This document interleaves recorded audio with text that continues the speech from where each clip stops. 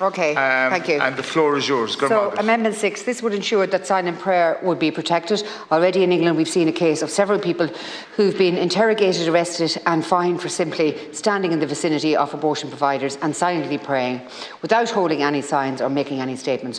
One man, Adam Smith Connor, was asked by the police officer, "What is the nature of your prayer?"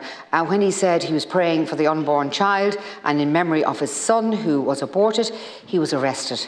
This is Orwellian and breaches Article 9 of the European Convention on Human Rights, which includes the freedom of thought, conscience and religion.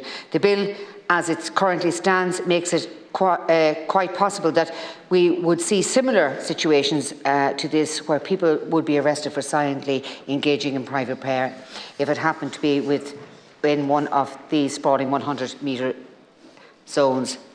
So what about our protections for prayer, which are the ordinary customary practice which is inherently public in nature and unrelated to protest or advocacy, i.e. Corpus Christi processions, graveyards near a hospital may have a funeral where the rosary has been said during a public procession, a wedding or an indoor place. This amendment would prevent that possibility.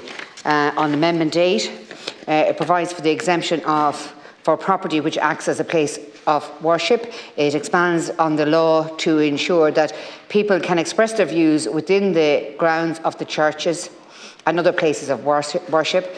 At present, the protection for places of worship do not go far enough and are still unfairly encroaching on people's religious rights, particularly within the grounds of religious property. This amendment changes that specific exclusion of church grounds from the scope of the Section 3(2) exemption into specific inclusion of church grounds within the scope of Section 3(2) exemption. Thank you. Minister.